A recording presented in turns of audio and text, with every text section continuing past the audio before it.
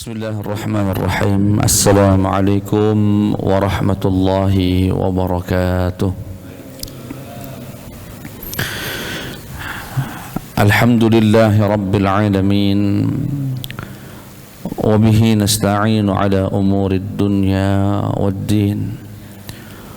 Wassalatu wassalamu ala sayyidina wa maulana Muhammadin wa ala alihi wa sahbihi ajma'in, amma ba'd.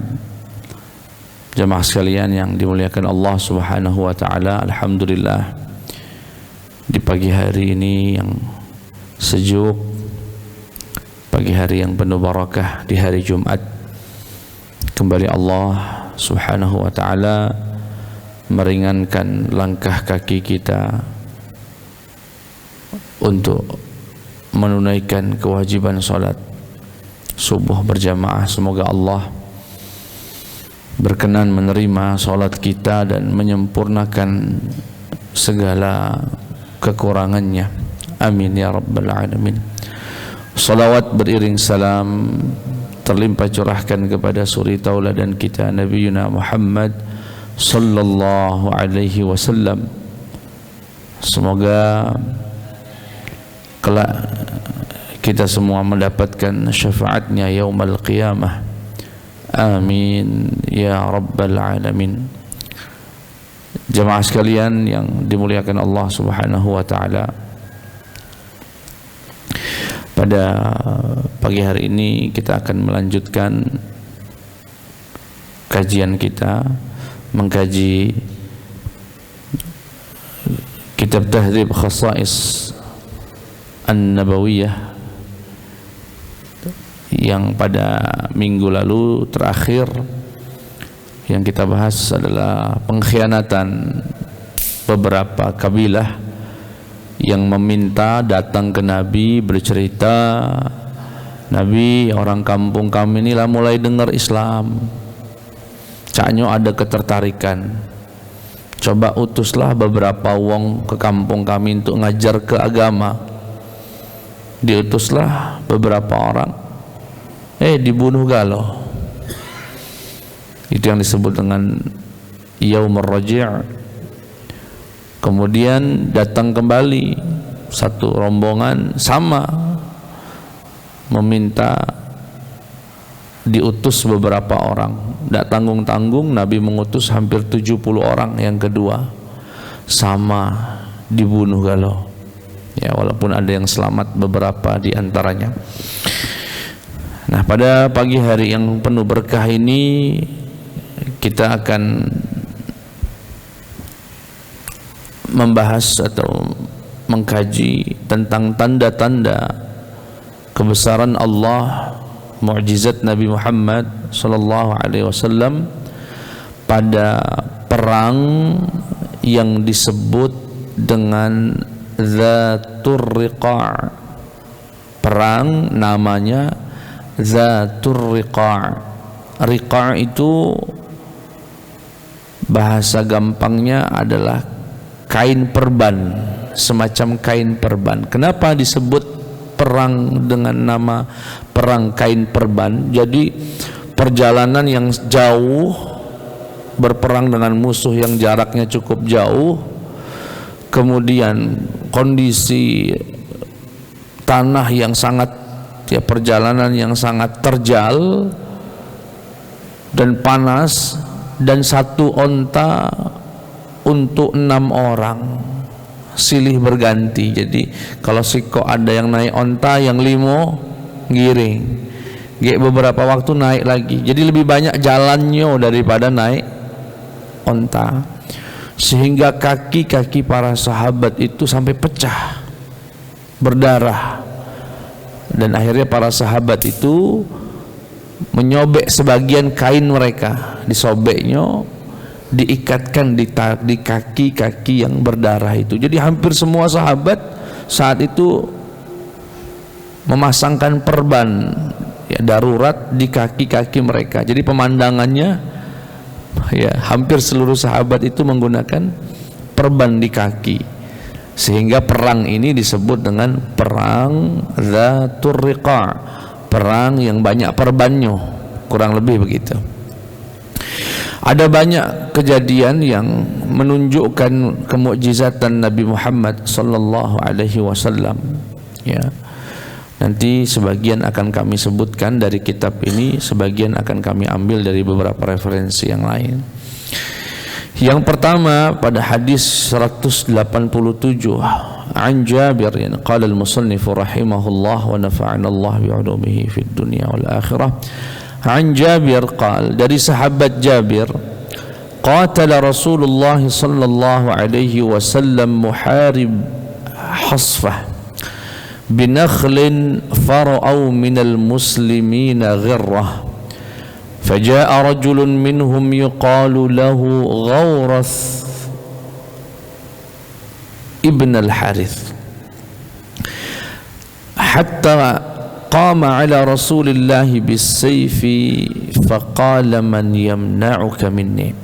Jadi sepulangnya Nabi Muhammad dari perang ini, para sahabat itu, ya, dan Rasulullah mendapatkan rasa letih, capek di tengah perjalanan pulang, sehingga kata Nabi, kita beristirahat dulu di sini, ya, di salah satu lembah. Akhirnya begitu beristirahat, karena pepohonan di Arab itu tidak padat, sehingga para sahabat itu berpisah-pisah, bergantung di mana ada pohon untuk berteduh, beristirahat. Nabi pun mengambil satu pohon untuk beristirahat, kemudian meletakkan pedangnya di atas pohon itu.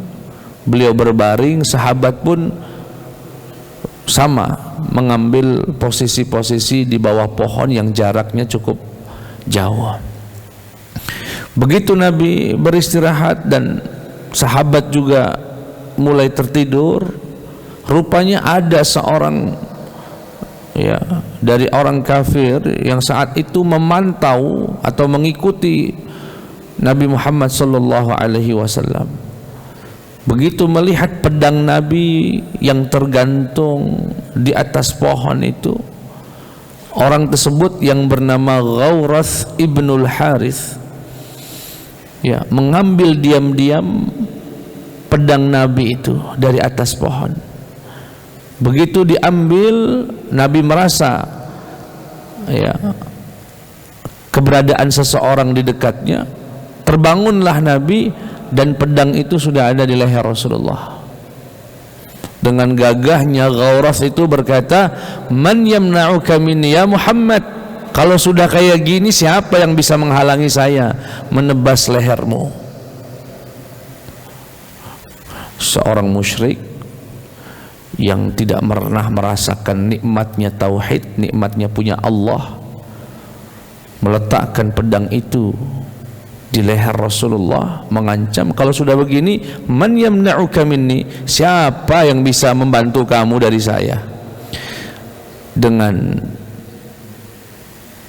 ketenangan Rasulullah SAW, dengan tenang, dengan keyakinan yang luar biasa, keluar satu kata dari lisan Nabi Muhammad SAW. Beliau berkata, Allah, man yamna'uka minni, siapa yang bisa membantumu, yang bisa menghalangimu dari tebasan pedang ini? Allah. Mendengar kata Allah dari hati yang begitu yakin akan bantuan Allah, dari lisan Nabi Muhammad sallallahu alaihi wasallam, gemetar langsung tangan dari Ghawrath itu, dan jatuhlah pedang itu dari tangan Ghawrath. Begitu jatuh, Nabi pun mengambilnya. Begitu diambil oleh Nabi Muhammad sallallahu alaihi wasallam, gantian Nabi yang meletakkan di lehernya, wa man yamna'uka minni, kalau kamu siapa yang bisa nolong? Kalau kamu siapa yang bisa menghalangiku atau menghalangimu dariku? Apa jawaban orang tersebut? Kun khaira akhirin, jadilah orang baik ya Muhammad, aku yakin kau itu orang baik. Apa kata Rasulullah? Silahkan pergi. Fakhalla sabilahu, Nabi pun memaafkan dan membiarkan orang itu pergi. Fa'ata ashabahu wa qala ji'tukum min 'indi khairin nas. Sembari pergi orang itu, para sahabat pun kebangun semua. Mereka tidak tahu apa yang sebetulnya terjadi. Laki-laki itu hanya berkata, wahai para sahabat-sahabat Nabi, sungguh aku baru saja berbicara bersama orang yang paling baik di bumi ini. Artinya ada pengakuan dari musuh tadi bahwasanya Nabi Muhammad adalah sebaik-baiknya manusia. Disinilah juga disyariatkannya perang atau sholat khauf, ya, sholat dalam keadaan perang. Ini satu kejadian dalam perang Zatir Riqa di mana Nabi Muhammad mampu menggetarkan musuh hanya dengan kalimat Allah, ya. Dan memang disebutkan dalam kitab Khasa'is Al-Ummah Muhammadiyah karya Sayyid Muhammad, salah satu manfaat zikir itu membuat orang menjadi tenang dan menjadi berani. Menjadi tenang dan menjadi berani. Itu manfaat, salah satu manfaat zikir, Pak. Makanya kalau mungkin Bapak mengikuti beberapa video, ya, yang terjadi di Gaza, kita bisa perhatikan bagaimana dengan hitungan matematika yang gak kelawan lah Israel punya pesawat tempur, punya tank, dibantu oleh Amerika, sampai kapal induknya ikut, ya, rudal dengan kekuatan ledakan yang sangat besar. Sedangkan Hamas ataupun, ya, kaum muslimin di Gaza hanya dengan rudal-rudal kecil. Tapi mereka berani bahkan melawan terus serangan-serangan itu. Dan salah satu yang membuat mereka berani adalah zikrullah. Bapak perhatikan itu, hasbunallah. Mereka Allahu Akbar. Zikir-zikir semacam itu akan memberikan kekuatan yang luar biasa di dalam hati seorang muslim.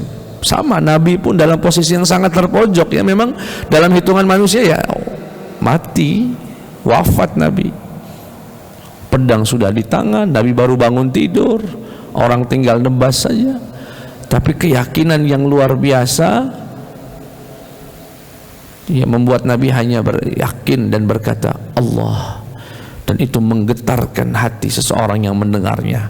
Bapak pernah lihat Donald Bebek Donald Trump ketika sedang berpidato, ya, tahu-tahu ada yang berteriak dari kerumunan itu, Allahu Akbar.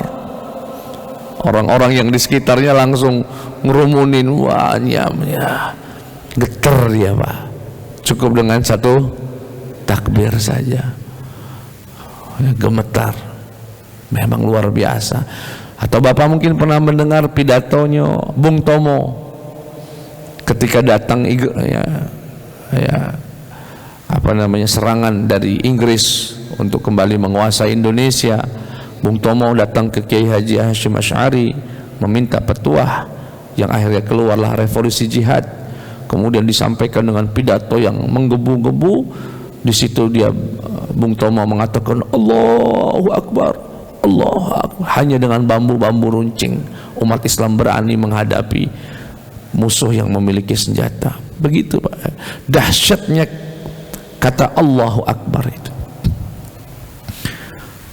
ya, termasuk kata Allah. Dan mungkin Bapak pernah mendengar juga kisah Sayyidina Bilal yang ketika disiksa, ditimpah batu di atas perutnya, di panas matahari yang sangat terik.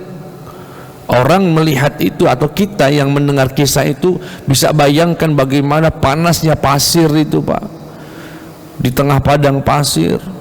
Kemudian tubuh itu ditimpa dengan batu sakhrah yang sangat besar, sembari dicambuk, tapi Bilal tenggelam dalam zikirnya. Yang keluar dari lisan seorang sahabat Bilal, ahadun ahad, ahadun ahad, ahadun ahad, ahadun ahad. Subhanallah. Mungkin dalam pandangan kita dia tersiksa, Pak. Tapi orang yang sudah tenggelam dalam zikir kepada Allah nggak lagi merasakan itu. Ahadun ahad, ahadun ahad, qul huwallahu ahad. Itu zikir yang saat itu keluar dari lisan seorang sahabat, Bilal bin Rabah. Para sahabat ketika menghadapi musuh yang begitu banyak, ini Nabi Muhammad sudah meninggal. Nabi Muhammad sudah meninggal. Pasukan musuh begitu banyak, berpuluh kali lipat dari jumlah sahabat. Apa yang menjadi syiarnya para sahabat saat perang? Salah satunya adalah Ya Muhammadah. Disebutkan nama kekasihnya Nabi Muhammad SAW. Gemetar musuh mendengar itu, Pak. Ya. Nah, ini telah dicontohkan oleh Nabi Muhammad SAW. Beliau sebut nama Allah dengan penuh yakin. Allah, gemetar tangan musuh, jatuh pedang dari tangannya dan kembali, justru berbalik kondisinya. Dia tidak lagi memegang pedang dan terancam oleh pedang yang ada di tangan Nabi Muhammad SAW. Yang berikutnya jamaah sekalian yang dimuliakan oleh Allah Subhanahu wa taala.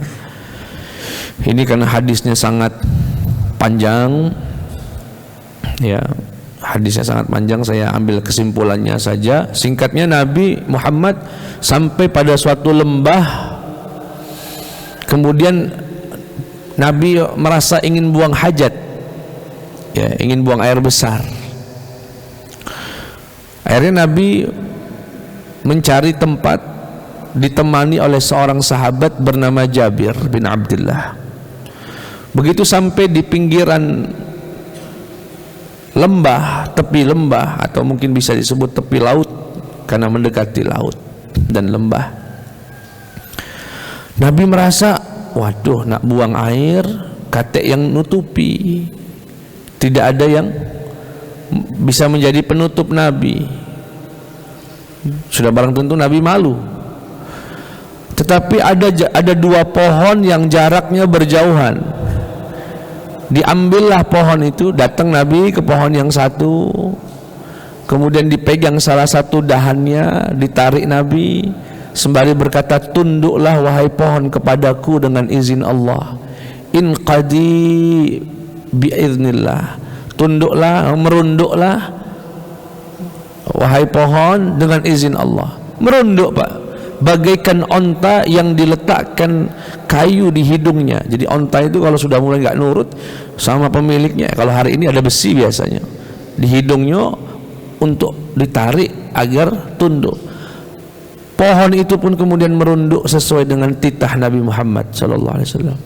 Kemudian Nabi mendatangi pohon yang satunya lagi, sama, diambil dahannya, berkata inqadi, nunduklah, ngerungkuklah sebagai, ya, dengan izin Allah Subhanahu wa taala, merongkok.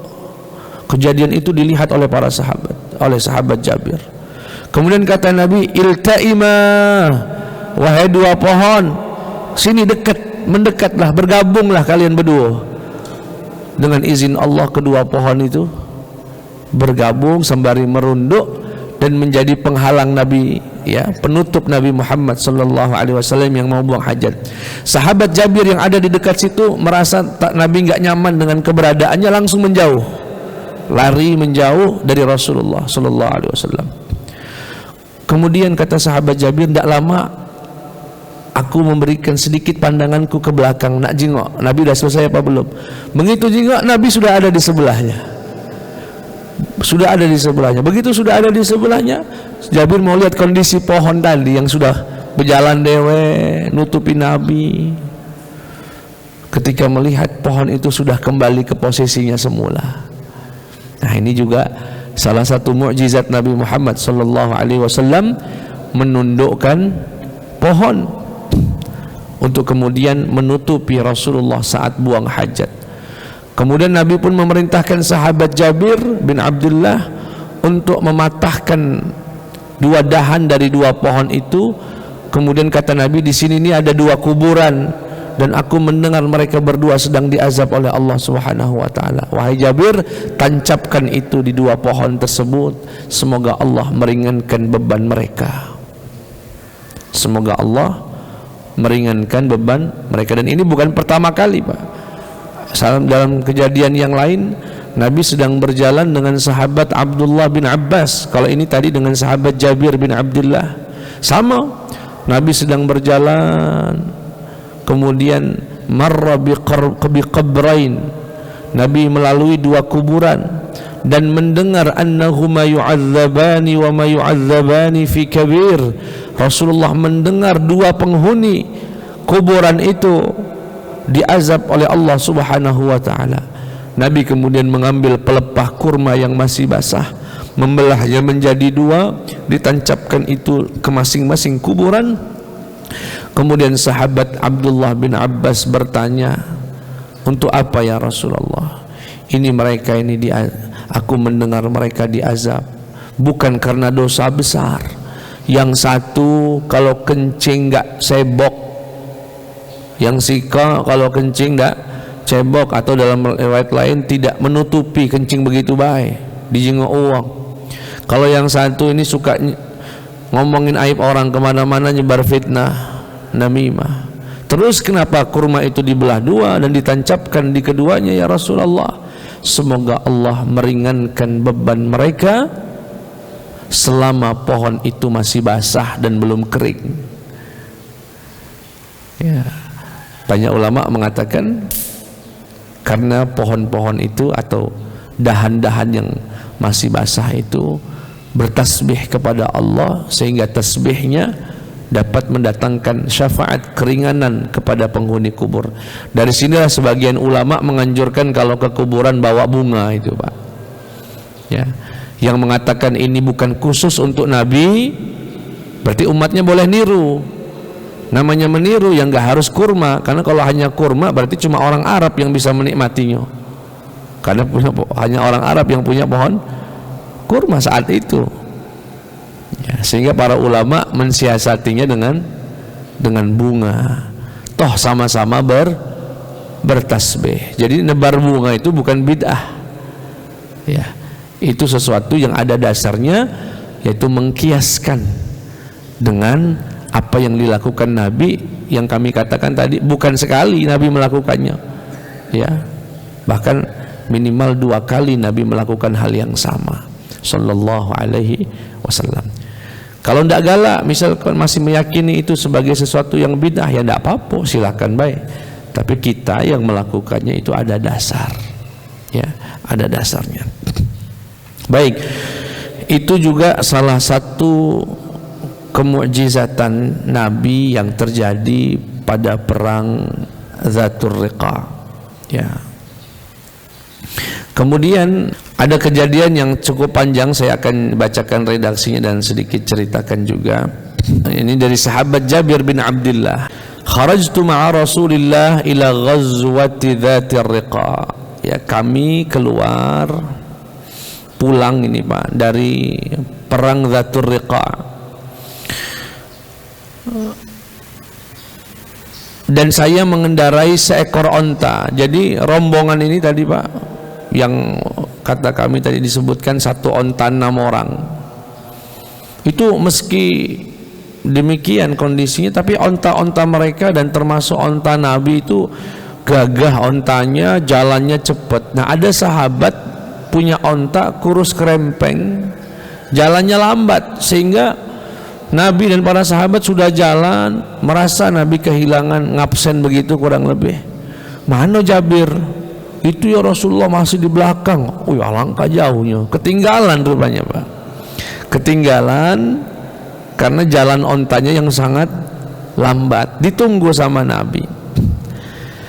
Falamma qafala Rasulullah ja'alat ar-rifaqu tamdi. Begitu mulai berjalan, rombongan itu berjalan begitu cepat. Wa ja'altu atakhallaf hatta adrakani Rasulullah. Sedangkan ontaku sendiri lambat jalannya, aku terlambat. Faqala malaka ya Jabir. Nabi pun bertanya, ada apa Jabir kok terlambat? Qultu ya Rasulullah abta'a bi jamali hadha. Ya Rasulullah, ontaku lihatlah kondisinya ya Rasulullah, ya kurus, jalannya juga lambat nian ya Rasulullah. Apa kata Nabi? Anikhu, coba tundukkan dia, ya, suruh dia berhenti dulu. Fa anakhtuhu wa anakha Rasulullah sallallahu alaihi wasallam. Kemudian turunlah Jabir dari ontanya, Nabi pun juga demikian. Kemudian kata Nabi Muhammad, a'tinil 'asa min yadik. Itu tongkat yang ada di tanganmu, sini, tunjuk ke aku. Jadi rupanya Jabir itu ya bawa tongkat untuk biasa, kalau berkendaraan untuk nepuk lah biar jalan. Fafa'alt, akhirnya diserahkanlah, ya, tongkat tersebut kepada Nabi Muhammad sallallahu alaihi wasallam. Kemudian Nabi menepuk-nepuknya dengan tepukan yang ringan di onta tersebut. Tepuk, tepuk, tepuk. Begitu ditepuk oleh Rasulullah sallallahu alaihi wasallam, Nabi berkata, ya Jabir irkab, naiklah. Begitu naik, walladzi ba'atsahu bil haq, demi Allah kata Jabir, onta aku berjalan begitu cepat sampai membalap rombongan sahabat yang sudah lebih dulu datang, ya, sudah lebih dulu berangkat tadi. Masya Allah. Ini juga salah satu mukjizat Nabi Muhammad sallallahu alaihi wasallam yang menepuk, ya, onta dengan tongkatnya tadi, menjadikan onta yang lemas, yang jalannya lambat, mendadak menjadi berjalan begitu cepat.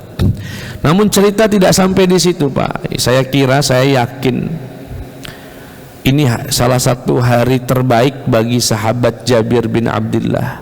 Kenapa Ustadz menjadi hari terbaik? Karena bisa ngobrol sama Nabi sepanjang perjalanan, Pak. Ya, ngobrol dengan manusia terbaik yang kita semua baru dimimpikan Nabi saja sudah nikmatnya luar biasa. Bapak mungkin yang pernah mimpi melihat Rasulullah, nikmatnya luar biasa, ya, apalagi bisa betul-betul di alam nyata berbincang-bincang dengan Nabi Muhammad sepanjang perjalanan. Dan saya ceritakan bagaimana perjalanan itu lanjut. Jadi setelah onta sahabat Jabir itu dipukul oleh Nabi, istilahnya ditepuk oleh Nabi Muhammad, menjadi gagah, menjadi kuat. Akhirnya mereka, ya, berdua, Rasulullah dan sahabat Jabir itu bisa berjalan berdampingan. Nabi pun, ya, akhirnya mengajak ngobrol sahabat Jabir. Apa kata Rasulullah? Atabi'uni jamalaka ya Jabir. Jabir, kira-kira ontamu itu galak enggak kamu jual untuk aku, baik? Ditawar Nabi. Ontanya tadi mau dibeli Nabi, kamu jual enggak untukku? Ya Rasulullah, bal ahabuhu lak. Enggak enak ya Nabi, bahkan ku hibahkan saja untukmu ya Rasulullah, enggak usah dibayar. Tapi Nabi enggak galak. La walakin, ya, bi'ni, jangan dikasih. Jabir ini kan sahabat yang miskin, Pak, saro hidupnya, ya, Nabi tahu. Jadi kata Nabi, enggak usah, jual aja. Ya sudah Nabi, kalau memang serius nak beli, berapa nak dibayar? Kata sahabat Jabir bin Abdullah, fasumnihi ya Rasulullah. Qal 1 dirham. Oh ya, tidak bisa, kalau memang nak serius beli, jangan murah niat, mak itu nipu aku namanya. Nah, lihat Pak, bagaimana indahnya perjalanan itu, bisa ngobrol sama Nabi, dan Nabi itu saya yakin bersanda itu, Pak, ya, menghibur sahabat, ya, atau minimal bersenda gurau, ya. Kata sahabat Jabir, idzan taghbinani ya Rasulullah, kalau begitu nipu aku namanya nak beli sedirham itu. Ya, 1 dirham itu perak, Pak, ya, ya, hanya puluhan ribu lah, mungkin 100-200 ribu. Ya sudah, dengan 2 dirham kalau begitu. Kalau 1 dirham tidak boleh, 2 dirham. Oh tidak, Nabi tidak kunjuk kalau mau 2 dirham. Akhirnya terus sampai, ya, istri sampai banyak lah, 1 uqiyah, ya, salah satu nama takaran di zaman Nabi Muhammad SAW. Akhirnya sahabat Jabir karena tawar menawar terus merasa tidak enak sama Nabi, mahalnya jadinya kan. Akhirnya Rasulullah, ridho nggak nih, kurang lebih begitu, ridho nggak nih? Kata Rasulullah, na'am, ridho. Ya sudah, kalau begitu onta ini sudah milikmu ya Rasulullah, sudah milikmu. Qal qad akhadtuhu. Thumma qal, kemudian perjalanan berlanjut ini Pak, ontanya masih diizinkan dipakai oleh sahabat Jabir. Di tengah jalan Nabi ngobrol lagi nih Pak, hal tazawwajta ya Jabir, hal tazawwajta ba'd, kamu udah nikah belum Jabir? Nabi bertanya, kamu udah nikah belum? Naam ya Rasulullah, alhamdulillah sudah ya Nabi. Nabi bertanya lagi, asayyiban am bikra, janda apa gadis? Ya salam, ditanya Nabi, istrimu itu janda apa gadis? La bal sayyiban ya Rasulullah, ya janda, jodoh aku janda ya Nabi. Rupanya janda istrinya. Dan sahabat Jabir ini Pak, perlu diketahui sahabat muda, umurnya sangat muda ya, masih belasan tahun lah, paling tua 20-an tahun. Janda, apa kata Nabi? Afala jariyah tula'ibuha wa tula'ib, kenapa nggak nikah sama yang gadis Jabir? Lebih seru, pacak bercanda dengan dia bisa bercanda dengan kamu. Hai bapak ngerti lah Pak ya, kalau nikah dengan janda itu lebih seru. Artinya apa? Masih biasanya kalau sama janda ini agak serius bawaannya itu Pak. Atau kadang-kadang suka ngebanding, namanya janda sudah pernah hidup dengan suami yang lain, biasanya suka ngebanding, nggak seru lah intinya. Kenapa nggak nikah sama gadis baik? Ceritalah Jabir ini Pak, ya Rasulullah, inna abi usiba yauma Uhud, aku ini kan anak tua, bapakku lah meninggal pula pada perang Uhud. Aku ni punya adik-adik, tidak tanggung Nabi, adikku ni 9 betino galo, 7 betino galo. Jadi aku ni nikah sama janda nih, maksud aku selain dia jadi istri aku, dia pacak jadi emak buat anak-anak, buat adik-adikku. Itulah kurang lebih alasan Jabir kenapa menikahi seorang janda, biar bisa ngerawat adik-adikku. 7 Nabi aku ditinggalkan sama orang tua, betino galo, aku nih lanang dewe. Oh, kata Nabi SAW, asabdah ya, insyaallah kalau begitu keputusanmu itu benar, tepat. Kamu memilih istri janda karena biar bisa merawat adik-adikmu. Kemudian, amma inna law qad ji'na siraran amarna bijuzurin fanuhirat wa aqamna 'alayha yawmana dhak wa sami'at bina fanafadat namariqaha. Jadi Rasulullah masih cerita ini Pak ya. Nikmat banget saya ngebayangin jadi sahabat Jabir ya, dari mulai ontanya ndak pacak jalan sehat sampai melihat kemukjizatan Nabi di depan matanya sendiri, jual beli onta, ditanya lah nikah atau belum. Kemudian Nabi kembali sudah cerita itu. Jabir kaget kalau kita sudah sampai di pinggiran kota Madinah, daerahnya namanya Sirar, kaget kita berhenti di situ nginep dulu. Ya kita bakar kambing, apa makan apalah di situ. Untuk apa? Biasanya istri-istri para sahabat itu Pak bisa mengetahui sahabat sudah mau datang itu karena para sahabat nggak langsung masuk Madinah biasanya. Kalau langsung masuk Madinah, para perempuan istri-istri sahabat itu tidak bisa ya, mendadaklah tidak bisa menyambut suami-suaminya. Tapi sengaja sahabat itu berhenti di pinggir kota Madinah biar kedatangan mereka itu sudah diketahui oleh para istri, sehingga para istri sudah bisa siap-siap untuk menyambut. Kita lakukan itu di sini biar nanti istri-istri kita tahu kedatangan kita, pacak nyambut kita dengan bantal-bantal mereka. Apa kata Jabir? Demi Allah ya Rasulullah, aku ini tidak punya bantal di rumah. Saronian hidupnya Pak memang. Lah yatim. Ya.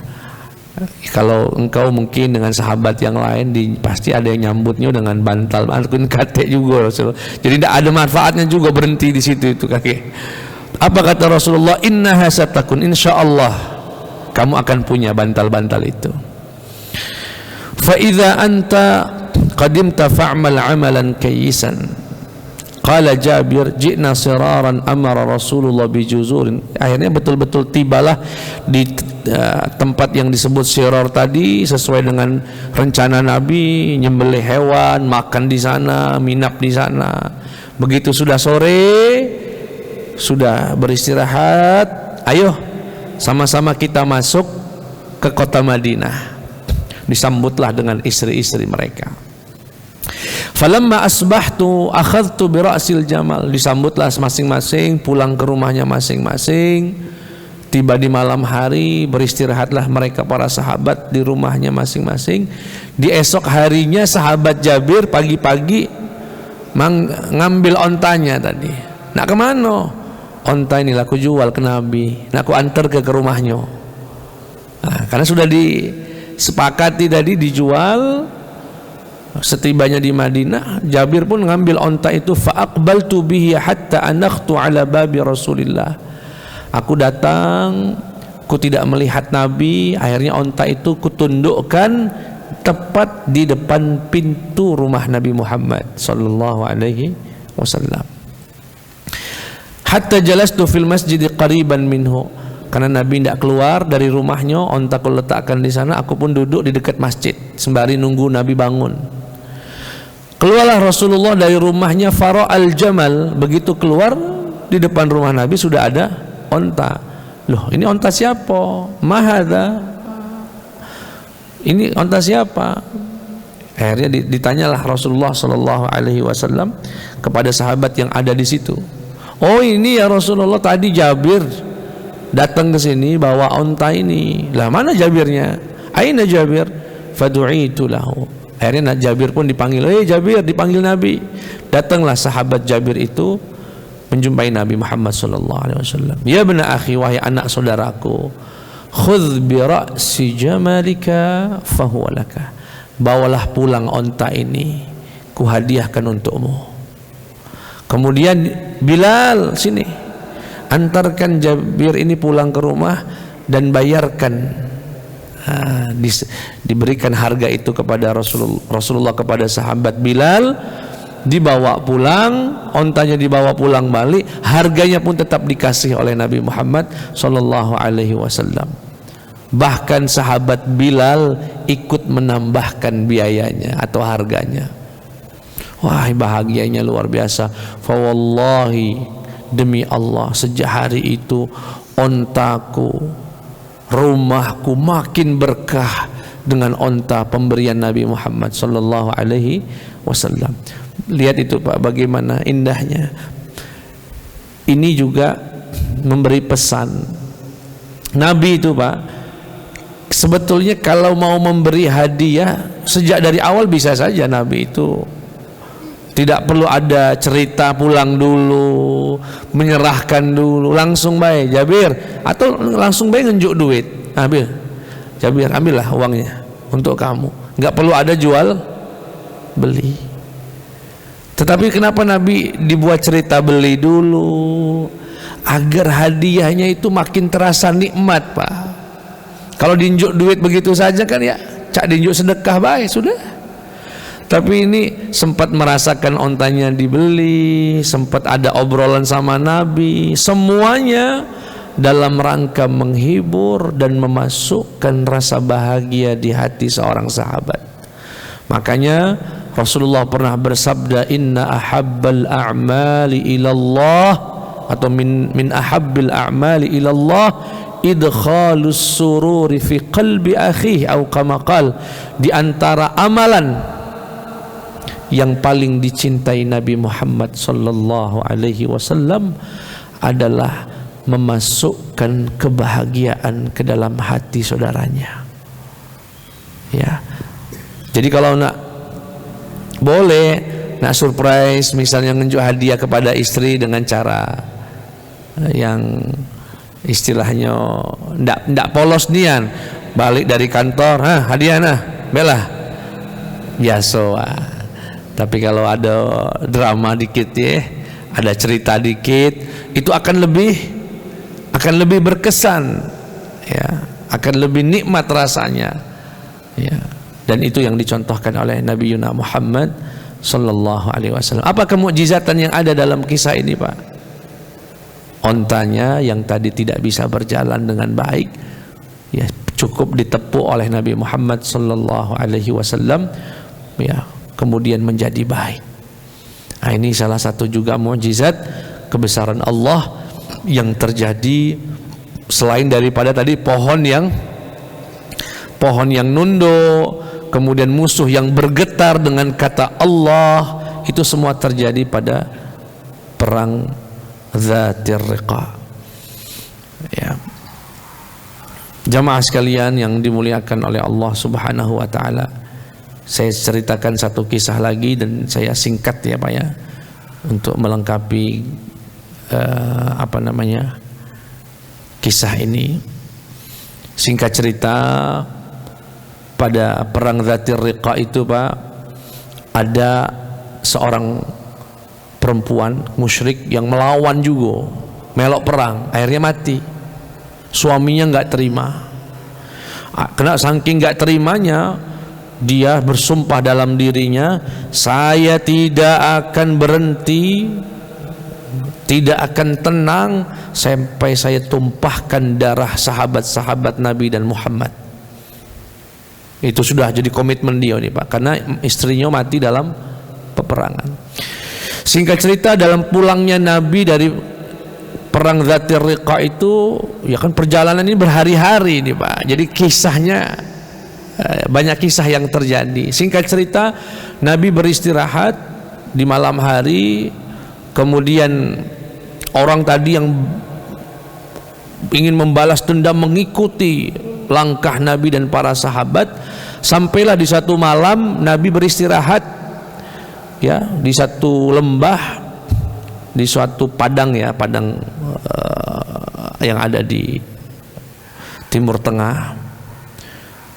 Sebelum beristirahat malam, Nabi bertanya kepada para sahabat, siapalah yang galak jago kita malam ini? Kita nak istirahat, siapalah yang jadi satpam kira-kira, jadi security malam ini? Kemudian seorang dari muhajirin, ini sahabat yang asalnya dari Mekah, berkata, saya ya Rasulullah. Kemudian ada seorang sahabat dari kaum Ansar yang dari Madinah, saya ya Rasulullah. Jadi dua orang, ya, berinisiatif untuk menjaga Nabi Muhammad berdua, ya, berdua untuk menjaga para sahabat. Fakawan Nabi Famishab, kami pun akhirnya menjaga di pintu gerbang lah kurang lebih, untuk menuju padang rumput tersebut Pak ya. Sy'ab itu kayak semacam padang rumput, tapi tergantung, kalau di musim hujan biasa ada rumput, tapi kalau nggak ada ya nggak ada, semua hamparan tanah luas saja. Tetapi biasanya mau masuk ke daerah-daerah yang terhampar itu biasanya ada gunung-gunung yang saling menutupi, sehingga ada semacam pintu gerbangnya untuk bisa masuk ke tanah lapang tersebut. Kami pun menjaga berdua di situ. Sahabat sudah mulai turun ke lembah tersebut, ke padang tersebut untuk beristirahat. Dua orang ini menjaga tepat di pintu masuk lah. Kemudian yang dari Ansar ini, yang dari Madinah, berkata, wahai sahabatku, kira-kira kamu pengennya jaga malam nian atau sekarang sore-sore ini? Gini saja, kata si sahabat yang muhajir tadi, ikfini awalahu, kamu yang jaga duluan, aku beristirahat. Kaget malam kamu bangun ke aku baik, gantian aku yang jaga. Sahabat ini pun setuju. Akhirnya temannya itu yang dari muhajirin tadi beristirahat, beliaunya pun sembari menjaga sholat malam. Ya, menjaga itu sembari sholat malam. Orang yang balas dendam tadi, yang sudah mengintai dari awal, melihat kesempatan yang baik untuk membalas tersebut, langsung singkat cerita memanah orang yang sedang sholat tadi. Allahu Akbar, sedang nikmat dalam sholatnya, tertancaplah panah itu di kaki sahabat itu, dicabut Pak, dilempar, lanjut lagi sholatnya, dipanah lagi yang kedua, dicabut lagi, dan tidak ada turun daripada sholatnya, masih melanjutkan bacaannya, ditembak lagi, istilahnya dibusur lagi, dipanah lagi, nancep lagi di kaki yang sebelahnya, dilepaskan lagi. Barulah selesai dari baca Quran, dia ruku sembari bangunin yang sika, bangunkan. Ya, bahkan di sini disebutnya sembari berkata, ijlis, bangunlah, aku sudah dipanah orang. Ya, memberi. Boleh nggak Ustaz sholat sambil ngomong begitu? Saat itu para sahabat mungkin dalam kondisi darurat, ya, dalam kondisi menyampaikan. Langsung bangun sahabat yang muhajir tadi. Falamma ra'ahu marrajul arfa an qad nudhira bihi faharab. Laki-laki yang mana tadi karena sudah menyadari kalau dia ketahuan langsung lari. Walamma ra'al muhajiri ma bil ansar, begitu bangun dan orang tersebut lari kabur, dia melihat saudaranya sudah berlumuran darah. Apa kata dia? Afala aiqadtani, kenapa enggak bangunin saya dari panah yang pertama? Apa kata dia? Aku sedang membaca surat dan belum selesai, dan aku tidak suka berhenti di tengah baca surat. Aku nak menyelesaikannya nian. Ya salam. Kalau sudah merasakan nikmatnya sesuatu, Bapak jangan tanya kenapa bisa kalau kita kira-kira mana Pak? Berubah ganti suratnya jadi inna atoina. Ya, subhanallah. Wa aimullah, dan demi Allah, kenapa kamu nggak ngasih tahu saya? Ya karena aku tidak mau motong bacaan suratku, aku sabar untuk merasakan itu, kemudian baru ku bangunkan kamu. Dan demi Allah, laula an adhi'a thughran amarani Rasulullah bihifdhihi laqata'a nafsi. Demi Allah, kalau bukan karena tugas dari Nabi, mungkin aku nila mati, mungkin aku sudah nggak sanggup lagi. Tapi ini karena tugas Nabi Muhammad sallallahu alaihi wasallam. Sama, ini juga salah satu yang terjadi pada perang Dzatir Riqa, tanda-tanda kebesaran Allah. Jika Nabi Muhammad tadi dengan kalimat Allah yang menggetarkan hati musuh, sahabat yang satu ini dengan menyebut nama Allah, membaca firman Allah, merasakan kekuatan yang dahsyat sehingga anak panah pun tidak menghalanginya untuk melanjutkan sholatnya. Jemaah sekalian yang dimuliakan Allah, itulah beberapa kejadian yang terjadi pada perang Dzatir Riqa. Kita tutup dengan doa kafaratul majlis. Subhanakallahumma wa bihamdika asyhadu an la ilaha illa anta astaghfiruka wa atubu ilaih. Semoga Allah anugerahkan kita manisnya iman, anisnya berzikir, nikmatnya beribadah kepada Allah Subhanahu wa taala. Amin ya rabbal alamin. Wassalamualaikum warahmatullahi wabarakatuh.